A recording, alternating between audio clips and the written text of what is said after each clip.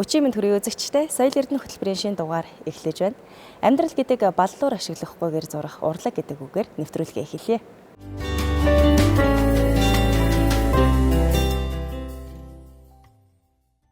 Ингээд хамтдаа залуу уран бүтээлч Жорчтайгийн урлагаар зочлие.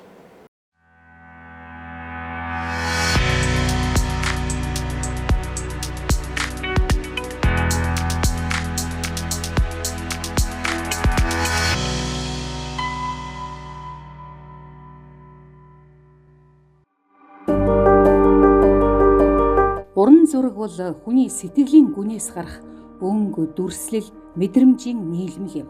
Чимээгүйхэн хөдөлмөрлөж, сэтгэл зүрхэн бүтээлдээ шингэн суудаг хүмүүс бол уран бүтээлчид. Тэдний амьдрал бүтээл дунд оршиж, бүтээл нь тэдний амьдрал болдог.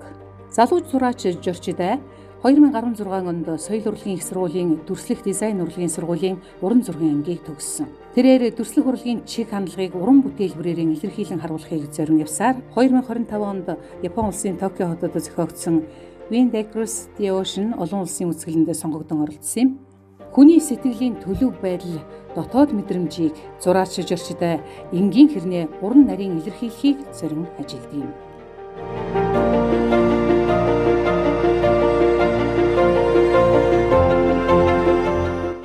Багасаа л ер нь тэгээд дүрслэх урлаг ер нь бүтээлч салбар дуртай байсан. Дуртай дуучин, тамирчин ер нь тийм шүтэж биширдэг хүмүүсийн хүргийг аяух зурдаг.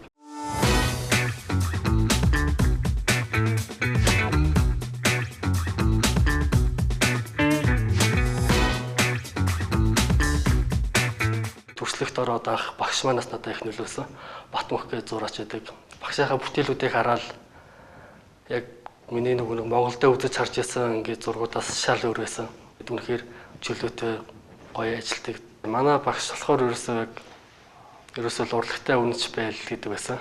Тэгээд чи урлагаас 1 минут холдоход урлаг чамаас 1000 өдөр холдно гэдэг. Гол нь чи үнэж байж чадвал сэтгэлээсээ бүхний зориулах юм бол чамд хэзээ нэг өдөр хариугаа барина гэдэгс. Тэгэл багш яг тэр үг мөг одоо хүртэл байнгын л бодож явдаг үг.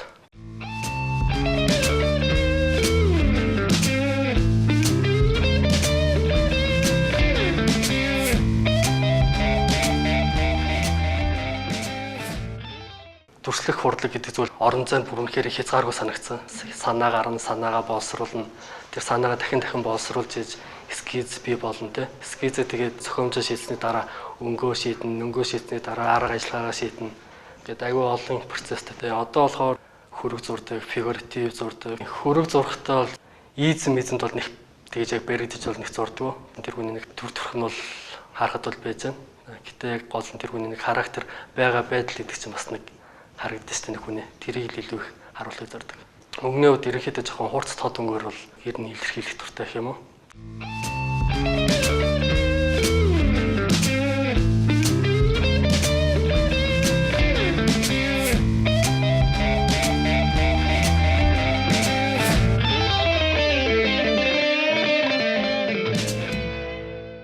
Яг өөрийн сонирхдаг зүйлсээ бас бүтээлдээ илэрхийлэхийг зорддог. Хувцас заагуур ялангуяа хөгжим, техно, хаус, электроник хөгжим бас яг ингээд гоё химнэлийн бас бүтээлдээ харуулахыг зорддог. Зөв өөрөөр чөлөөтэй илэрхийлэх үед бол жоохон экспрессионист тал руугаа яг илэрхийлэх гэдэг байгаа тэр зүйлээ тухайн сэтгэл хөдлөлөөрөө шууд зурна.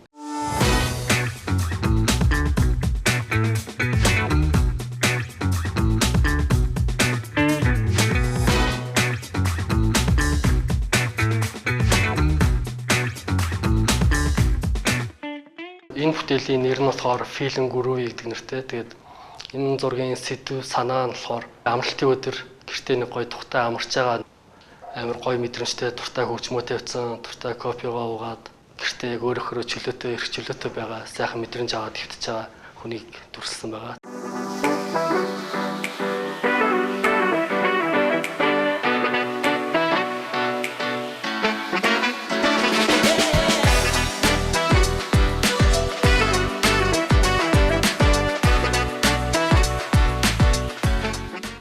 Бүтээл хийхээр бол угаасаа судалгаа маш их чухал байдаг. Тэргээд дагаад угаасаа тэр судалгаа гэдэг маш их цаг зарцуулдаг.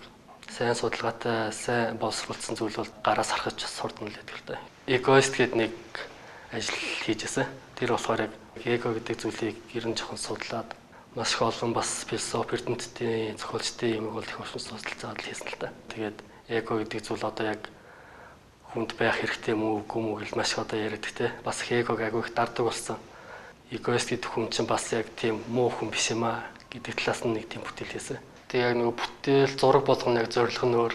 Говийн гайхамшиг зураг гэдэг нэг тийм 6 амтан зурж ирсэн.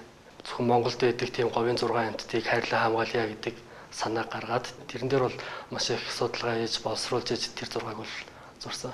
Одоо мазаалаа, зээр, бүхэн, хавтга, хулан гэдэг байгаа чигээр нэг амтан чигээр нь ингээд хүмүүст харуулвал нэг анзаарахгүй таахгүй.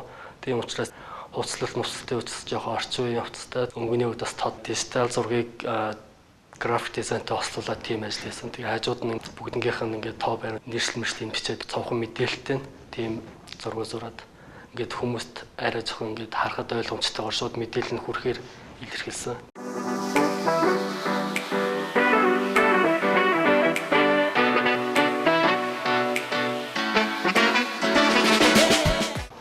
За одоо энэ зурж байгаа зураг маань болохоор амьдралаас санаа авсан гэх юм уу? Энэ зураг бол тий яг бодит явдлаас санаа аваад ингээд хүмүүс хоорондын харилцааг ер нь бол зурж агаад ер нь нэг жоохон хүүтэн хүндий гэдгийг л илэрхийлж байгаа да.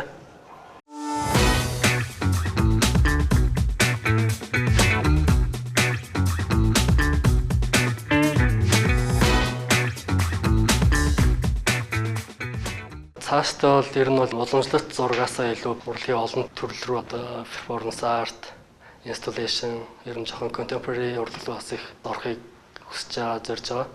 Дүрслэх урлаг болохоор яг одоо миний амьдралын бүр салшгүй нэг хэсэг. Дүрслэх урлагаас бол хамгийн гоё тайшаалыг бол тэр нь бол мэдэрдэг гэх юм уу. Энийх, баярлах, ядрах, жаргах ер нь байж болох хүний мэдрэмжүүдийн бүхэл зүйлийг бол яг зураг зурж байхдаа хийж байхдаа бол бүгдийг мэдэрч яадаг.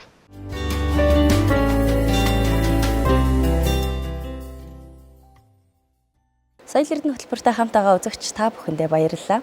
Студийн маань хойморт зохиолч, сэтгүүлч, яруу найрагч Шарвин Бадарч хүрэлцэн ирсэн байна. Танд 40 минут хүргэе урилга хүлээн авч хүрэлцэн ирсэнд баярлалаа. За таны хувьд энэ утга уран зохиол гэх энэ ертөнцид сэтгэл зүрхийн холбоод хэдийн 60 жилийг үтсэн байна. Тэгэхээр хоёулаа тэрл 60 жилийн өмнөхөөс яриагаа эхлэх нь зүйтэй болов уу гэж бодож байна. 1965 онд 10 дугаар анги төгсөөд их сургуульд орох жилээ өөрийнхөө ангийн ханд улсын филармон тэр үед симфониар хөгжим гэд тэрний хийл хөгжимчин Самбуугийн баяр сайхан гэж найстаа нэг ангийн хоёролд хамт тоогүйчин болоо да гэдэг дууга хийсэн байхгүй. Тэгээд тэрийг маань наран цэцэг гэж хүүхдийн дуучин дуулж Монголын араадад бичүүлснээс хойш миний уран бүтээлийн гараа эхэлж байгаа.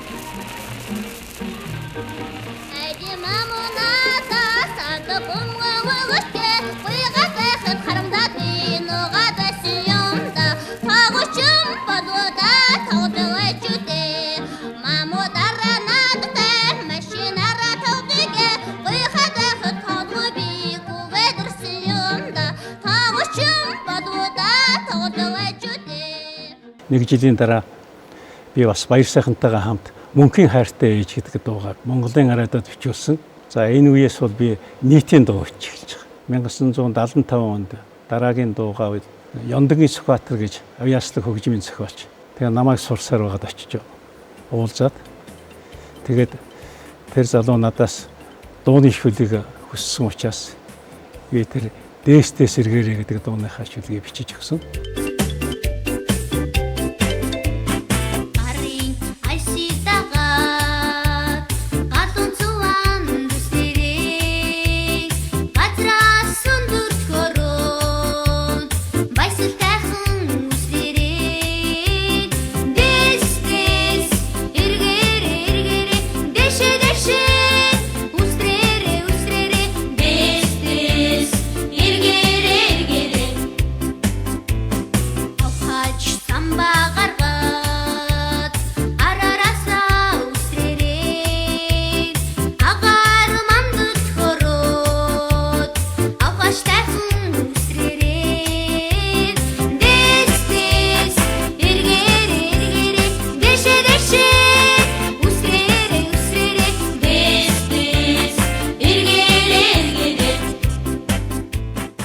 Тэгээ Сүхбаатар битрийн одоо уран бүтээл тэндээс эхэлж байгаа. 1986 онд би одоо нэг сургуулиа төгсөөд сургуульд багшаар үлдсэн. Би одоо их том хөгжмийн зохиолч болсон. Та надад дууны шүлэг өг. Тэгээд тэр мартчихгүй хайр гэдэг дууны шүлгийг 86 онд бичиж өгсөн байхгүй. Эрдэнийн тансаг юм дүүжсэн сэсгүүд ишин дээрээ найгавчиг элэгдэн шүвдээ гэдэг. Тэгээ энэ дуу гарсан жилээсээ эхлээд одоо Монголын залуу үеийнхний дуулах дуртай дуу болж хувирсан. Тийм сайхан авиас бэлэгтэй хүнтэй хамтын уран бүтээл хийсэндээ өнөөдөр ч гэсэн би баяртай байдгийг.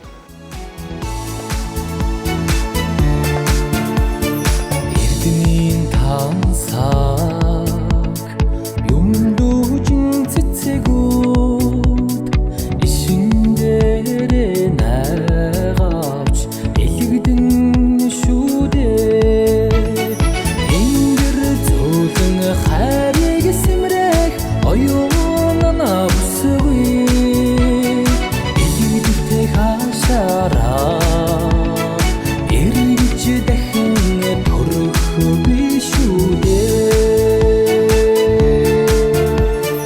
орвод мөнхий вансан бөрөө цэцэгүүд хосоор дэлгэрсэн чиг хонгортон шүдээ орхон заяаг минь дэгшдих оюун намсгүй хонгор багын зангараа хайранд минь нэгээд мөнхрөхгүй шүдээ. Мөн үүнийхээ хажуугаар та ч багшилдаг байсан шүү дээ, тийм ээ. Тухайн тэр хүүхдийн сэтгэлийг, тухайн тэр хүүхдийн оюуны чадамжийг хэрхэн яаж задлах вэ, хэрхэн яаж нээх вэ, яаж дотоод ертөнц рүү одоо орж би хурц ажиллах вэ гэдгийг бол хамгийн сайн мэддэг ийм хүмүүс байдаг шүү дээ. Сургууль төгсөөд өөрийнхөө төрлөх сумынхаа сургуульд очиж багшилсан. Тэгээ би тэр өөрийнхөө шавнарт зориулаад морины дуу хийж өгсөн. Сулин хэргээд хөгжмийнхаа багш Янг гэдэг хүнтэй хамтарч хийгээд өөрийнхөө сурагч Эрдэнэ сууд гэдэг охиноор дуулуулад ингэж л одоо багшийн гараагаа эхэлсэн. За багшлах ажлыг хийхдээ би өөрийнхөө мэргэжлийн дагуу хүүхдүүдийн дунд утга зохиолын дугуйл хичээл байсан. Тэгээд тэр дугуйланд бол бас миний анхны шавнараас одоо зохиолч болсон нөхдөд зөндөө байна л да. Тухайлбал одоо Монголын алдартай сэтгүүлч болсон соёлын гавьяа зүтгэлтэн Цэрэн Доржийн Балдарж. Би 10 дугаар ангид байхад нь Монголын уран зохиол орж исэн. Тэгээ миний дугуйланд явдаг. Тэгэл тэрний дараагийн ангийн хүүхэд нь бол Даваг Доржийн цагт гээд их хэмч яруу найрагч Монголын бас алдартай яруу найрагч залуу бас л доо 80-аад оны Жамблын Ягмар Сэрэн гэж ардын их сонины ерөнхий эрхлэгч байсан. Энэ залуу надад уран зохиол заалгаж миний дугуйланд явж исэн хүүхдүүдийн нэг. Ингээд би над нэг 10 хүн надад заалгаж тэгээ Монголын төрийн одоо өндөр дээд шагналыг авцгаасан мөг дээр. Ер нь хүүхдэд утга уран зохиол гэдэг өөрөө ямар үн цэнтэй, ямар чухал үүрэг гүйцэтгэдэг юм бэ? Маш чухал үүрэгтэй. Ягаад гэвэл хүүхэд зөв хүн бол төлөвшөх, хүүхэд ертөнцийг үзэх, хүүхэд их олон ард түмэнд хайртай байх, хүүхэд найз нөхдөйгөө эвтэй байх бүх юм бол уран зохиолоос одоо амтыг авч яаж уран зохиолын одоо тэр олон дүрийг, өвөн өс хэллэгийг тэнд өгүүлэгдсэн бүх зүйлийг одоо уншиж судлаж сонсч байж хүүхэд бол одоо тийм төлөвшдөг, тийм сайхан хүн болж төлөвшдөг. Яг энэ сэтгүүлч гэх энэ мэрэгжлэр хаана ямар газруудад бас ажиллаж байв? Тухайн үед ямар одоо алдарч суутай гэдэг юм уу тийм ээ? Ямар эрхэм хүмүүстэй бас мөр зэрэгцэн ажиллаж байсан юм бэ? 1986 онд багшлах ажлаасаа чөлөөлөгдөөд тэр үеийн ном засгийн үнэн сонин Лодонгийн төдөв гэдэг агуу их хүний дэргэд түүний туслахаар ингэж ажилласан. Намайг уран бүтээл дээрээ одоо өс цэцгэлж хөгжүүлэх, өөрийгөө одоо хэн болохоо харуулах тэр эрч хүчийг бол миний одоо багш Лодонгийн төдөв гэдэг хүн хайрлсан. Их хүний дэргэд байгаа гуйл хүртэл шарладаг гэсэн тэр хүний одоо баатарлаг хөдөлмөрийг бол би яг нүдэрээ үзэж ингэж гараараа барьж тэмтэрчээсэн байхгүй юу. Хорватай танилцсан түүх гэдэг алдартай ном нь Америкийн нэгдсэн улсад англи хэлээр хэвлэгдээд Америкийн нэгдсэн улсын намтар судлалын хүрээлэнгээс Монголын зохиолч Лодонгийн төдвийг Нобелийн шагналд нэр дэвшүүлнэ гэсэн санал ирээд харин харамсалтай нь Монголын төр засаг дэмжээгүй, нэрийг явуулаагүй. Тэрнээс биш бас Монголын нэг алдартай зохиолч тэр өндөр шагналыг авах боломж бол нэгдэжсэн байхгүй юу. Би тэрийг бол одоо дэрэгдэн байгаа хүний хувьд бүхэл одоо процессыг мэдж байгаа. Надад нөлөөсөн юм их байгаа. Хүн ийм хийж болдгийм байна бадарчаа. Өшөө жоохон хүчтэй, өшөө жоохон чанартай юм хийж болохгүй юу гэдэг асуултын тэмдгийг бол надад миний амьдрал дээр ингээд байнга одоо тавигдж ийсэн. Энэ бол одоо нууц биш. Дуу уран бүтээлтэй холбоотой, энэ хүүхэд багчуутай холбоотой байсан энэ багш нар сургууль хүмүүжүүлэгчэд маш сайхан бие авч явж байгаа харагддаг. Миний багш нар ч нэг тийм мундаг өндөр боловсралтай асар гоё одоо цэвэр цэмцгэр усууч гэдэг. Одоо яваа гэдэг чинь бол ямар сайхан өөрийгөө авч явдаг. Ер нь одоо хараад л одоо үнэхээр яруу найрагч хүн гэдэг ийм л хүн байдгийн байна да гэдгийг одоо гадна төрхөөр харуулдаг. Лодонгийн төдөө гэж ямар цэмцгэр хүн гэж бодож байна. Тэр хүн одоо 18 шиг л одоо ялзаал. Тэгээ тийм юмнаас чинь хүн бас үлгэр дуурайл авна штэ. Тийм учраас сайхан багш нараараа бахархдаг. Хүн ер нь өөрийнхөө амьдралд нэг юм үүрэгтэй, ямар нэгэн хийж бүтээх юм зоригтой энэ ертөнцид амьдарч байгаа болов өөрөө өөрийнхөө замналаар нэг гэсэн да тийм ээ. Тэгэхээр та одоо ингээ харахад яг энэ 60 жилийнхээ тэр одоо уран бүтээлүүдэд хэрэг сэтгэл хангалуун ер нь байдаг вэ? Хүний амьдралын 60 жил гэдэг бол бас хугацаа шүү.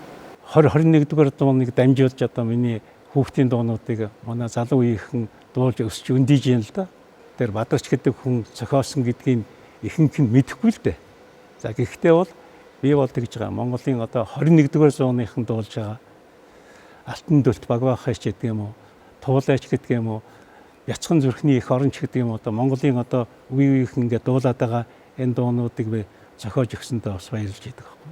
Бадарч гэхээр бас их найрагч маань байна шүү дээ. Тантай ижил нэртэй тийм ээ. Шүлэг бичингүүт Бадарч гэж бичигчдэг. Тэр андуурж исэн тохиолдол ер нь хэрэг байдгүй. Одоо тэр Эрдэнэ тансаг юм дүүжин зэсгүүд ишин дээрээ наган эдэгдэн шүүдэ гэдэг миний одоо алдартай л одоо сайхан бүтээлийн нэг л дээ. Тэгээ энэ дуу яг гарсны дараа манай амьдаа над нэг баяр хүргээд над ингэж хэлсэн байхгүй юу. Гэхдээ чи нэг сайхан дуу зохиож чамд баяр хүргье гэж намайг үнсээд. Тэгээ одоо би тэр дуунаас чинь болоод орой болгон одоо дайлуулж байгаа шүү дээ. Тэгээ энэ бол яг хөтэ зүгээр навигаш явж болно тий. Зарлахтаа Бадарч гэж зарлагдж байгаа учраас тэр хүний нэр автор нь тэр хүн болоод зарлагдж иж магадгүй л дээ. Тийм л тохиолдлууд байдаг. Уран бүтээлээ одоо тгий ингээ ийм зүйлээ хамтар шийвэрий гэсэн бол байхгүй.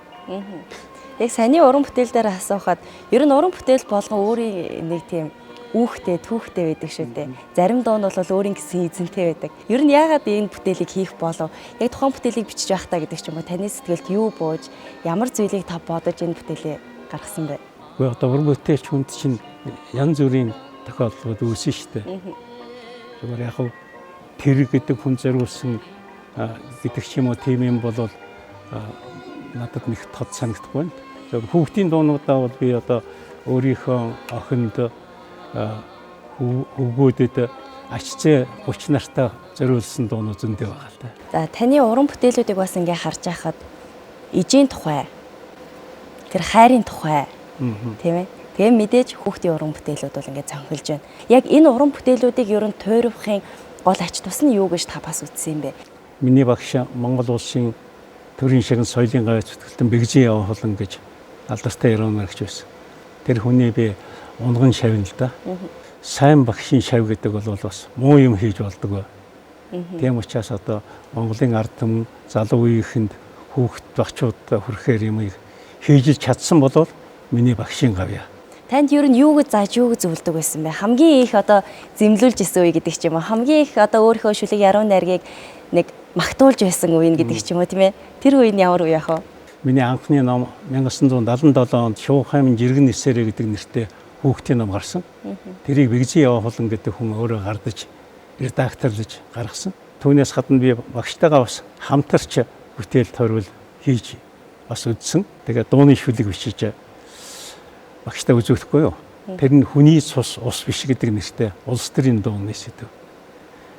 Тэгсэн тэр дууг багш маань ингэж үзээд 3% машин дуулж ирээд өөрөө за энэ бол давгүй сайхан дуу болох юм байна. Энийг багш нь аваад үлдээ дуу болгож өгнө. Тэгээ явагч тэр дууны шүлгийг Дашин Мясруу гэж Монгол улсын ардын жишгэн Мясруугаад өгөөд тэгээ миний хүний цус ус гэж ус бишээ гэдэг дуу төрсөн. Тэрийг бүх зэргийн дуу үеийн чуулгын одоо ардын жишгэн Баяр Магна гэдэг хүн 50 жил дуулсан да. 60 хартай дуулсан. Ер нь ийм олон жилийн настай тэр уран бүтээл бий болно гэдэг чинь өөрөө сайхан шүү дээ. Богино хугацаанд нэг ёсондоо дуулагдаад мартагдчихдаг уран бүтээлүүд байна.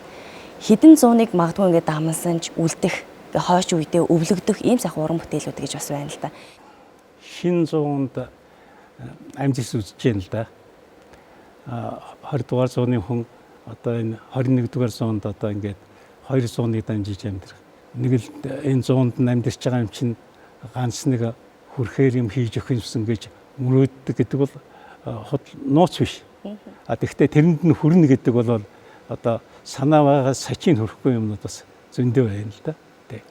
Энэ шинжлэх ухааны тэр ололт амжилт хүний оюун санааны тэр өндөр хөгжлийг бол зүгээр нэг жирийн уран бүтээлч багш хүн тэрийг гүйцэтгүүлээд манлайлаад аваад жалаадад явна гэж юу ах вэ?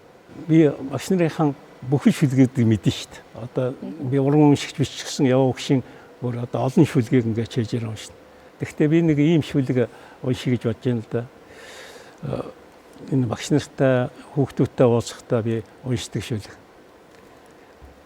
Би багш хүн гэдэг шүлэг. Эрдэнэ түүнийг шинжлэх ухааны эцэс төгсгөө жаргал дуудаж эрдмийн морины онгон зоонд эцгийн ёсоор өргөж мордуулсан би багш хүн. Өөрийнхөө биеэр өвөрлөн сурсныг өрөөлийн ухаанд задлан хайрлаж тэр буян тех үйлсийн буртаггүй эрдэмэд одоо дагуулж явсан би бол багш хүн гэсэн нэг ийм утгатай шүлэг байдаг.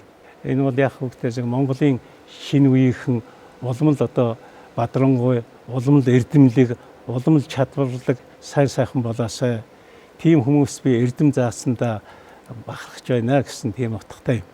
Одоо ч та багшлсаар байна уу?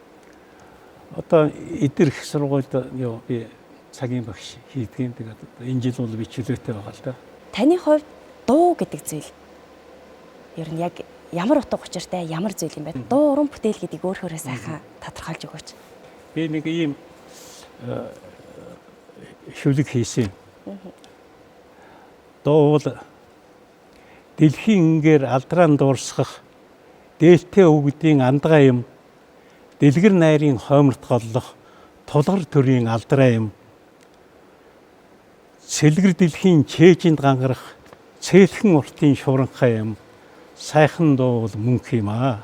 Санаа сэтгэлийн их оргил юм. Сартбаахи гэрэл түмний минь хайлан юм аа гэж. Олон хөгжмийн зохиолчтой уран бүтээл хийжээ. Одоо Монгол улсын одоо ардын жүжигчин цэргийн ансамблын одоо үндэслэгчдийн нэг болсон алдарт уран бүтээлч Гунаа Жугаатай би их нутгийн өглөө ажны хээр гэдэг ийм сайхан дуунууд хийлээ. Монгол улсын урлагийн гавьяач хөтгтэн одоо Монголын алдартай хөгжмийн зохиолчтой Баттөмөр гэж би антайгаа бас хэдэн сайхан дуу хийсэн. Сурган цэнхэр уулс нар хэвсэн жил тоглодог Эрдэнэ очиртай хамт орход зүйдлэн бүсгүйгээд алдартай дуу хийсэн. Тэр одоо Монголын залуу ихэн дуулж байгаа. Олон юм ярил одоо их л өөхтөөхөө ярих гэдэг. Мясуран гэдэг одоо хөгжмийн зохиолчтой ингээ хамтарч бүтээлээ төрүүлсэн байна. Балхч аав, Соронзон бол гэж ярих юм бол маш олон хөгжмийн зохиолчтой байна л да. Таны олон дуунууд цаашдаа ард түмнийхээ тийм ээ тэр зүрх сэтгэлд 100-100-ыг дамнан үргэлж их шиглэж байх болтугай гэж өрөөж байна. Та бүхнийг одоо онгодын цагаан хиймэр ямагт эмээж байх болтугай. Ингээ таны уран бүтээлийг бидэнд дуулж өгөхөөр цэргийн дуужгийн эрдмийн чуулгын гоцлол дуучин Монгол Улсын гавьяач жүжигчин Батбаатар студид ирсэн байна. Ингээд хайрын хайлан уран бүтээлээ хоёулаа хамтдаа хүлээн авцгаасан тийм ээ.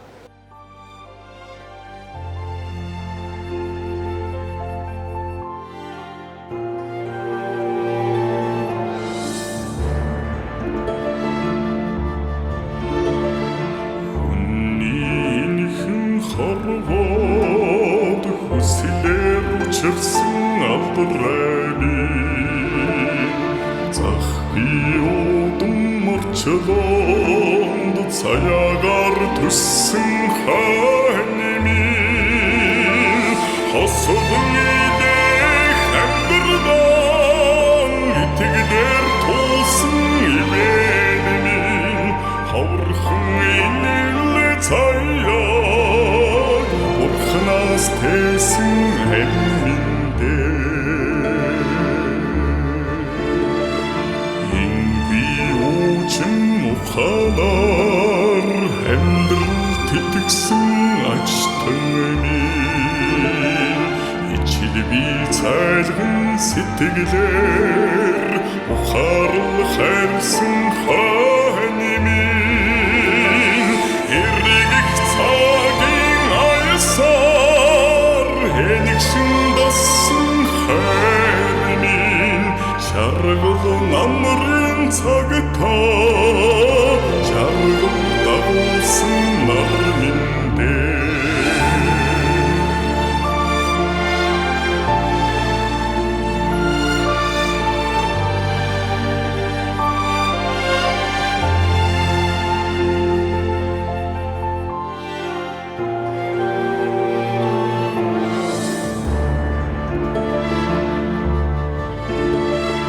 хацарын чимэн хөглөгдөн хайтруулж явсан хайлгими хатан хорвоо гаргадан хосолон дуусан ханими дээрээс мэлтэх тэнгэр шиг дэргэдмэн надасан элими хонгор насны минь тушиг англи цэжи зуминдэ дээрээс мэлтэх тэнгэр шиг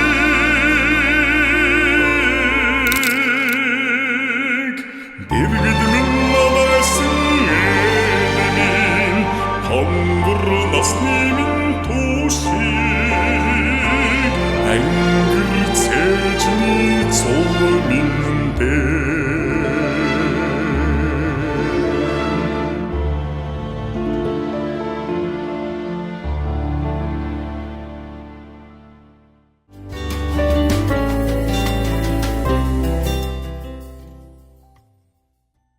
Бүхэл урлагийг нэгэн дор цогцлоодог төрөл бол кино урлаг. Тиймээс ч кино нь хүний сэтгэлд хүрэхийн зэрэгцээ амьдралыг шинэ өнгө төрхөөр харах боломжийг олгодгоороо гайхалтай. Ингээд соёл эрдэнэ хөтөлбөрийнхөө энэ хэсэгт ээлжит уран сайхны киногоо үзэж та бүхэндээ судлаачийн тайлбартаагаар хүргэж байна.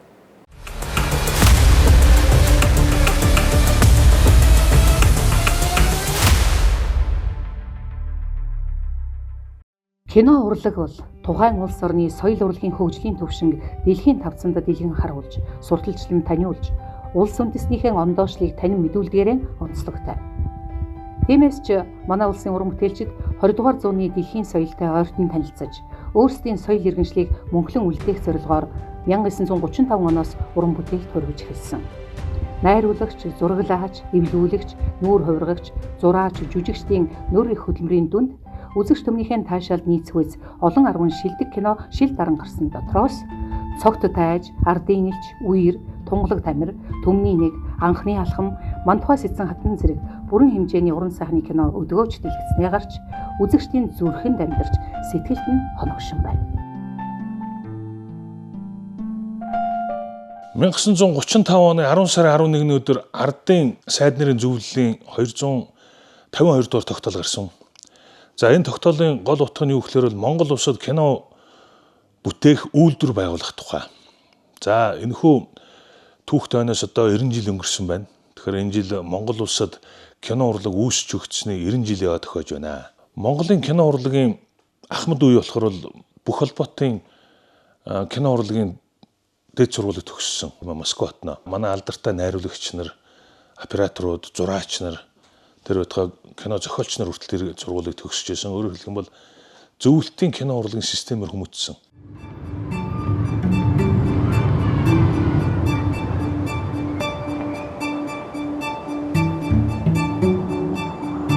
Чи надад одоо хязгаарны өртөө өссөн байгаа үз.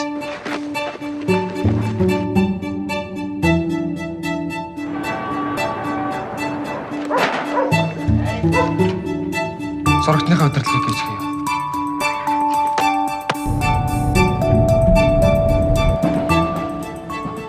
Одоо ингэн тэмээний нулимс хоёр хөлбөр байгаа шүү дээ.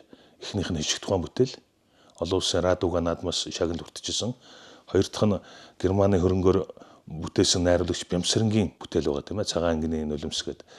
Оскарын шагналд шилдэг 5 кино гээд нэрээ дуудуулаад тайзан дээр гарч ирж исэн гайхалтай мөчийг сайхан юм шиг санаж байна. Сүүлийн үед шагнал хүртэж байгаа гайгүй явж байгаа кинонууд сэр салхи баавга болгосон Чимээг хотын гудамж гэдэг энэ киноныг мөн л Монгол ахуй, Монгол соёл тэр дотроо бүр анзаархад энэ дандаа ийм өөрийгөө хайсан залуу үеийнхний тухай өгүүлж байна. Тухайлах юм бол 2014 оны Алсын удирдлага кино байл да найруулагч Сахиагийн Бямбагийн. За энэ юуны тухай өгүүлд юм бэ? Товчоор хэлэхэд бол зүгээр нийслэлд ойрхон суурин газараас өглөө болгон эрт сүү авчир зардаг хүүгийн тухай. Гэтэл үнэн хэрэгдээ бол тэр залуу хүү тэр том нийслэл хотод одоо метрополист хөлөө олж байгаа залуу хүний амьдралын сонголтын тухай байгаа болов тэр дотор чи нийгмийн бас зөндөө юмуд гарнаа. Тэр хүмүүсийн хоорондын харьцаа, цаг барьдгүй байдал, нийгэмтэй буюу энэ орчин үеийн хөгжилтэй хамт алхахыг хүсэхгүй байгаа хүмүүсийн тухай зөндөө юм гарна.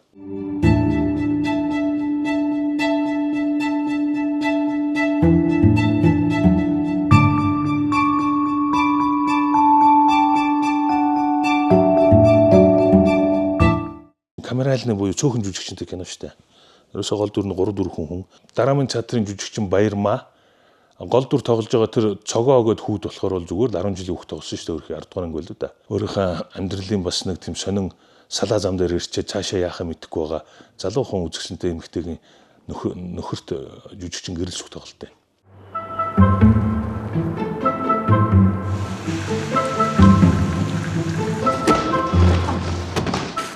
Алсын удирдлагдаг нэр нь хүртэл онцгой. Тэр хүүхд юу гэхээр л хотод сүүгээ зар дуусчаад үдээс хойш байшингуудын дээвэр дээр гараа дээвэр дээрээс ойр тойрны амьдралыг харах дуртай үзэгч болж байна тийм ээ. Сүүлдээ тэр гарч байгаа дээврийнхээ эсрэг талын цонхонд нэг залуухан эмэгтэй гуниглаад байгааг олж хараад тэр эмэгтэй яасан болдоогоо тэр эмэгтэйг хэд хоног дагаад ажиглаад байсан чинь нэг л биш юм аа. Тэгэхээр тэр эмэгтэйгийн амьдралд нь бас нэг жоохон ч гэсэн нөлөө оруулахын тулд төрөл бүрийн зурагтны удирдлагууд ол тавиад тэр эмэгтэйгийн зурагтыг удирч эхэлж байгаа байхгүй. Өөрөөр хэлбэл тэр хүний амьдралыг удирдах гэдэг шүү дээ. Тэр тийм амьдрал үүссэн залуу юм уу? Тэр мэрэгэн шийд гаргадаг залуу юу тийм ээ. Ингээд ийм асуултууд эхэлж байна.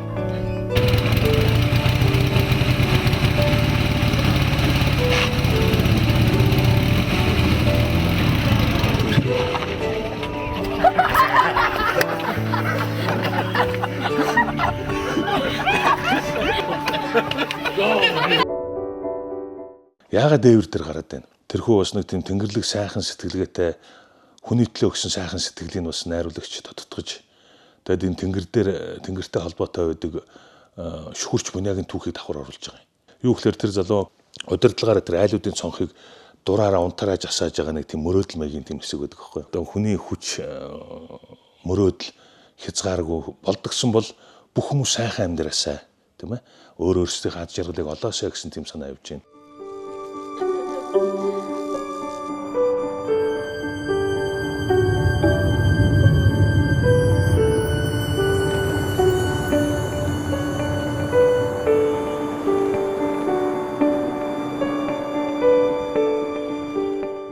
Найруулагч Бямба болохоор бол анхны олсон киноны мэрэгч нь бол оператор мэрэгчлээ. Алдартай Андрей Тарковскигийн оператор Вадим Юсовын гарын шавьштай.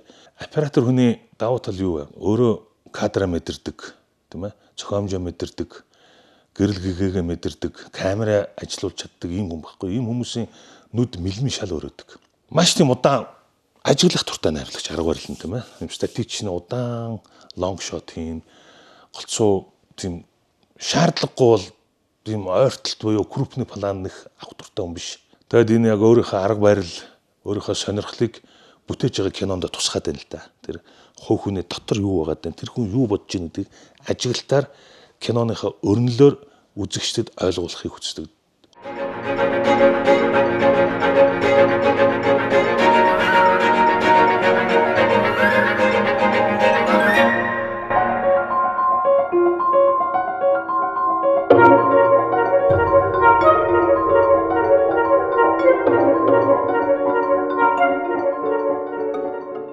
Алсын удирдлага киноныхын зохиол нь Роттердамын кино наадмын кино зохиолын уралдаанд тэргүүлсэн зохиол шүү дээ. Тэгээ миний санахын энэ киноны бүтсэн зохиол нь бол 12 дахь хувилбарын шүү. 12 удаа зассан байж тээ тийм ээ. Киноны хөгжим бол надад их айтайхан санагдсан. Нэг тийм олон том хүнд оркестр ашиглаагүй, гол лейтмотив буюу үндсэн аяа тэр гол дүрийн цогоо хүүгийн тэр сэтгэлийн амьдралынхаа замыг хайж байгаа тэр эргэлзээтэй тийм сонин аялгуугаар шийдээд тэгээ тэрнээс янз янзын вариац буюу композиц хийгээд тэгээд сцен болгон дээр өөрчлөө явуулсан. Надаа энэ нь бол айтайхан санагдсан. Гитар эднэр дуурна, орчин үеийн зэмсгүүд дуурна тийм ээ. Ерөнхий зураачаар Потсдамын киноны их сургуулийн профессор Ариун сайхан ажилласан.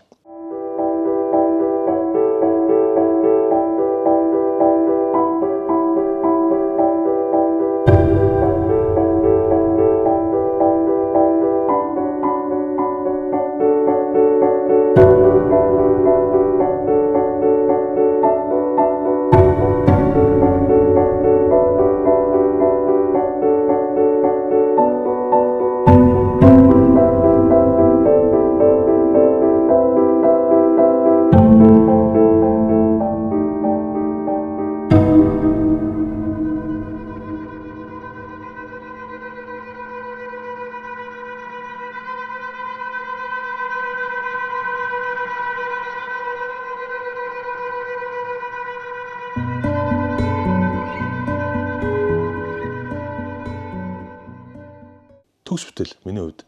Мэдгүй надад шүүмжлэх юм байхгүй. Шүүмжлэх кино байсан бол Бусааны тэргүүн байрны шагнал эзлэхгүй шүү дээ. Анх удаа Монголын уран сайхны кино Бусаанд тэргүүн байр эзлээд гэрээ байгуулад солонгосын кино театрууд зарагдаж гарахгүй шүү дээ. Зүгээр л амьдралыг харуулсан бодит өнгөтэй бодит кино шүү дээ, реалист кино шүү дээ. Тэгээ энэ чиглэлийн кинонд бол цаашдаа бас явах болов уу гэж би бодож байна.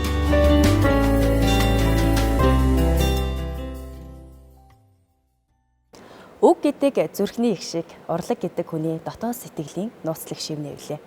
Ингээ үзэгч та бүхэндээ хүний дотоод хүч, түүний мөн чанарын тухай өгүүлэх хүрэл зүрх өгүүлгийн талаарх мэдээллийг хүргэж байна.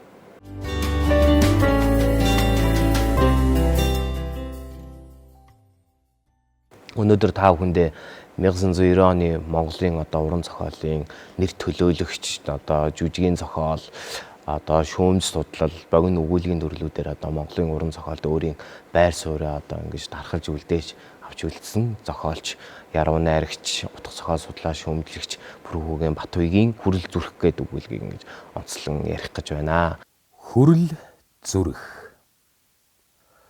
Түүний цуглуулган дотор хүний сонирхол татах ээлдвийн зүйл цөөнгүй.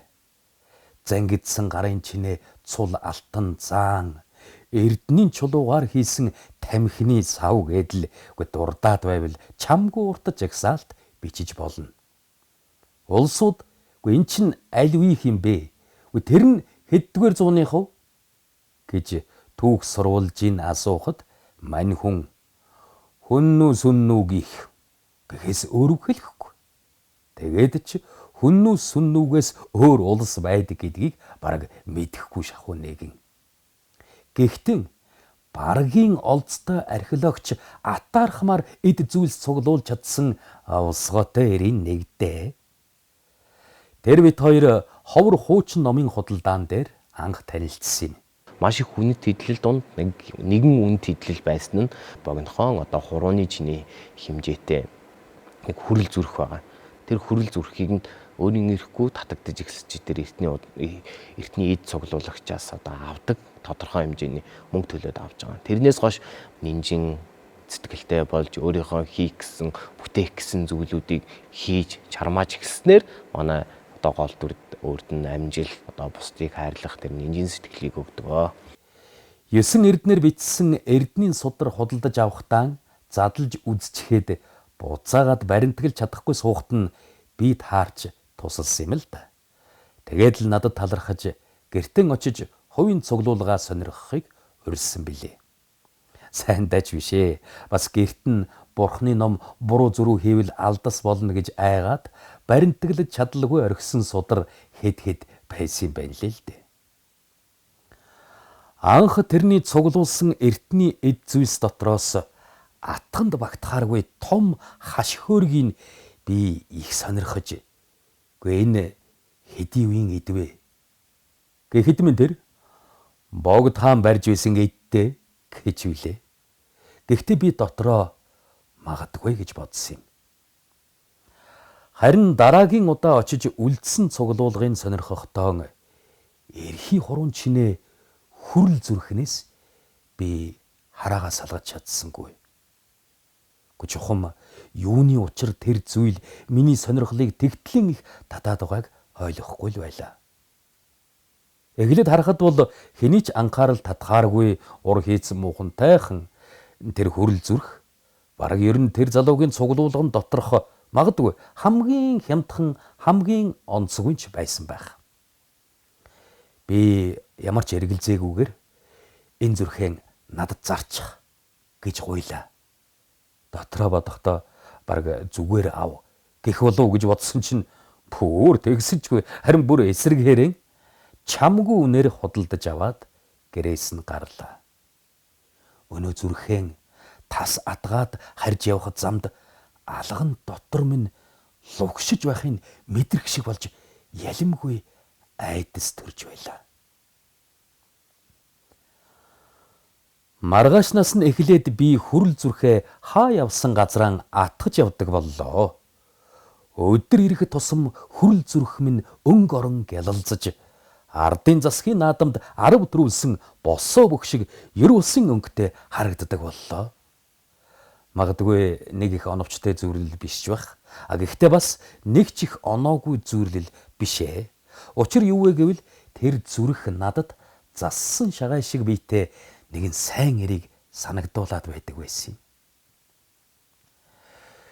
Эхэндээ танилуд маань чи юу атгсан яваан бэ гэж асуудаг байснаа сүүлдээ бүгд мэддэг болцоож зарим нэг нь намайг бүр хүрэл зүрхтэй гэж нэрлэх болсон билээ. Сүүлдээ бүр хүрэл зүрхэн атгаад явж байхад би нэг тийм өөрийгөө илүү их итгэлтэй, эрч хүчтэй, хүссэн ажил санснаар бүтээдэж байх шиг санагдах боллоо. Уран бүтээлчийн сэтгэлгээний онцлог, ур чадварын онцлог хаана илэрч гарч ирж ийн вэ гэдэг асуудлууд өргөлж хөндөгдөж идэг. Тэрний нэг нь бол болохоор энэ хүрэл зүрх гэдэг өгүүлэг дээр гарч ирдэг бөгөөд хүрэл зүрх гэдэг энэ өөрийнх нь нэгэн зүрх болоод өөрийнх нь бодол, санаа, сэтгэл бүх зүйл нь яг үүнтэй адилхан юмаа гэсэн санаа гаргаж ирээд төгсгөлд нь хүрэл зүрхээ би ер нь бол хайрлж, нандинлж хамгаалах хэрэгтэй юм байна. Өөрийн сахиус мэд авах хэрэгтэй, авч явах хэрэгтэй юм байна. Энэ бол миний өмч гэж өөрөө өмчлөөд тэрийг шуналдаа хөтлөгдөөд энэ сахиус болгохоор нэг удаа зүрхээ мартаж гэрээс гараад бараг л үүдэн дээр халтарч унаад шагаагаа молдолчихж үлээ. Тэрнээс хойш бүрчих итгэх болсон юм. Тэр өдрөөс хойш өглөө би босон гутаан цагаан зүгтэл зүрхэн авч атгадаг зуршилтай болсон байлаа. Өвөл бэлитэй хамт өмсөхөд хэцүү учраас энгэрийн халаасан дан хийж явхад хоёр зүрхтэй юм шиг санагдаж сэтгэлд таатай байдаг байлаа. Ширээн дээр дэлгсэн олон номон дотроо алдчихад нэг өдөржин хайж вэж олсноос хойш ерөөсөө энэ зүрхэн сахиус шиг хүзүүндээ зүүе гэсэн мэрэгэн санаа төрж билээ. Гэхдээ зүрхэн нүхлэн гэхээс нэг жаахан зүрх хүрхгүй явсаар нэлээд хэдэн сар өнгөрлөө. Энэ хугацаанд хүрэл зүрх минь уламж өнг орон гялалдсаар миний ажил үйсчихсэн цэцгэлсээр хотын захад өөрийн гэсэн номын дэлгүүрэн нээж ажиллауллаа. Хэвлэх үйлдвэрийн нэг бус эзэн сүлд бичсэн арманы минь хэвлэх санал хүртэл тавиад байлаа. Тэр нэг өдөр ажил тарахын үед найз минь утастаж үд шиг хамт шар айрыг ууж буу хаалж өнгөрөөхийг санал болголоо. Би ч гэсэн тун дуртайгаар хүлээн авсан юм. Бидний насныхан залуугийнх шиг тачигнсан хөгжим сонсоод сууж чадхан болсон болохоор найрч тийм удаан үргэлжилсэнгүй те. Төдөлгүй л бит хоёр гэр гэрийн зүг явцгаалаа. Гэхдээ хэдхэн шил шар айргэнд нилээн халамцж ёстой нөх хүмүүсийн ярьдгаар орж гарсаар яваад нэг юм гэртэн хүрсэн байлаа. Дөнгөж хаалгараа орж ирүүтэл унаад өгчээ. Нэг сэрсэн өглөөний нар цонхоор гэрэлтэж гудамд хүмүүсийн хөл хөдөлгөөн игэлсэн цагны сэрвэлэг орилсоор байгаад зайн суусан бололтой сонсогдох төдий чиг чиг гэж байлаа. Өндөй юу гэсэн тарих толгой авах юм алгаа. Тэгээд гинтхэн нүдний шилэн дараа нь хайртай хүрл зүрхэн үгүйллээ. Тэгсэн зүрх маань олддоггүй. Бүтэн 2 цаг хайлаа. Хүрл зүрх минь хаач байдгүй. Аргаа бараад өчигдрийн найзаасаа зүрхэн сургалж үзлээ. Тэгсэн тэр огт үзэж хараагүй гин. Тэгээд би шалуухан хувцсан өмсөж хувцлаж гараад явсан газруудаараа газар шахан хайсан боловч зүрхэн олсонгүй. Нэг багхан энэ амжилтандаа одоо дуудаж наргиж сэнгэж эхэлдэг. Тэр үедээ өөрийнхөө энэ нандиндаг хүрэл зүрхээ алга болчихж байгаа. Тэгээд бүр зар тавиад олон нийт дундаас харин тэгшний чинь нэг гинэн томоогүй нэг юм гинэн охин хүрэл зүрхээ нь олоод өөрт нь өгдөг. Тэр үед зохиолын одоо харилцан яриан дээр юу гэж гаргадаг юм бэ гэвэл баярлаа гэд одоо охинд мөнгө өгсөн ч тэгж хэлдэг. Харин баярлаа чи миний зүрхийг олж өгсөнд баярлаа гэд одоо өөрийнхөө одоо энэ зүрхтэйгээ одоо нэгэн цул болсон гэсэн санааг тэнд гаргаж өгдөг, бас дүрслэлээр илэрхийлж өгдөг. Ингээд бүх юм өнгөрчээ. Миний хамаг би сулраад явчихлаа. Бүтэн өдөржингөн орон дээрэн дээшээ харж дэмий хэвтлээ. Үе зүрхээр хатгаж би их тавгүй байлаа. Шөнө нь хов хоосон хөндөй цээж зүүдлэгдээд хар дарж цочин сэрлээ. Тэгээд маргааш өглөө нь эртхэн босоод зар мэдээний сониннуудад эртний хийцтэй жижигхэн хүрэл зүрх гээсэн тул олсон хүнд өндөр шагналтай гэсэн зарлал хэвлүүлээд мөн л бүхэл өдөржин утас чагнаж хэвтлээд. Тэгсэн орой 10 цагийн үед утас дугарлаа. Би чи яран давхиж очиод аваад учир зүггүй л шууд хэмбэ гэж хашгирлаа. Харилцуурын цаанаас намуухан тэгээд ер бусын уянгалаг эмэгтэй хүний дуу гарч байна. Би таны хайсан жижигхэн төмөр зүрхийг олсон. Өглөө зам дээр гудамд хэвтэж байсан гэж хэллээ. Энэ үгийг сонсоод миний дотор нар мандах шиг л болоод явчихлаа. Шууд л хаягаан хэлж өглөө. За, миний дүү такси бариад ахтан аваа дээр ахын шагналыг өгнө гэлээ.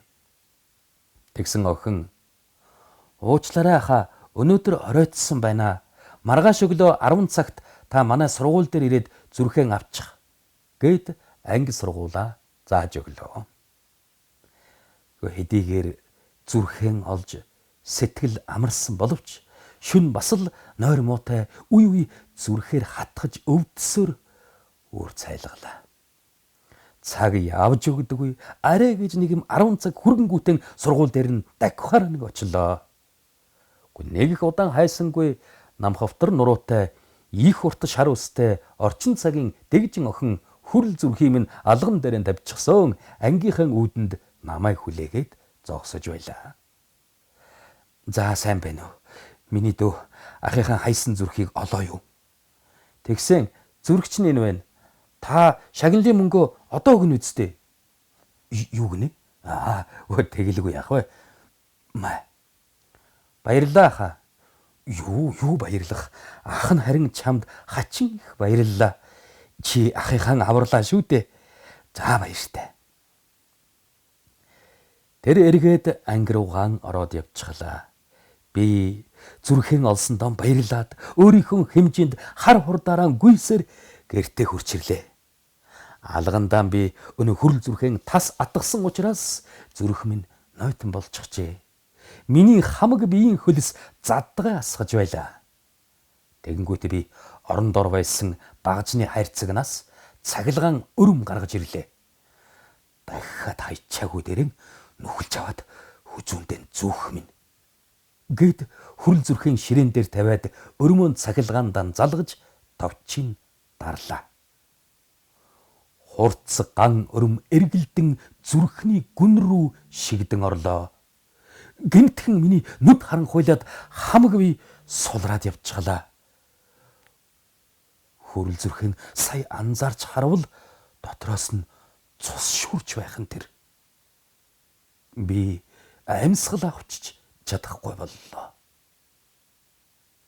Нүдэнд минь өргөн цагаан тал үзэгдэн. Би үхэж байлаа. Зохиолч Батбаяг бол 2004 оноос эхлээд ер нь хүрэл зохиолуудыг бичиж эхэлсэн байдаг. Хамгийн анхных нь одоо өгүүлгийн ном бол одоо Бурхангүй газар, дараа нь болохоор яг энэ өгүүлгээр нэрлэгдсэн хүрэл зүрх, дараа нь үнэд орох цаг гэдэг ингээд одоо 1-2 жилийн зайтай энэ 3 ном гаргасан байдаг. Тэр номоо гол өөрөө ингэж илэрхийлж хэлэхдээ бол болохоор Бурхангүй газар, хүрэл зүрх, үнэд орох цагаа.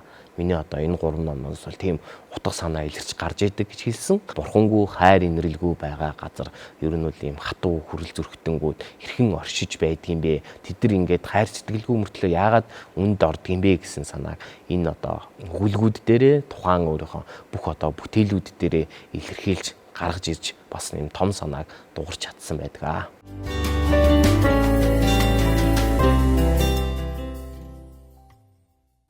Урлаг гоо зүй танин мэдхийн соёл эрдэнэ хөтөлбөртэй хамт байсан үзэгч та бүхэндээ баярлалаа. Шинэ дугаараар иргэн уулзтлаа. Түр баяртай үзэгчтэй.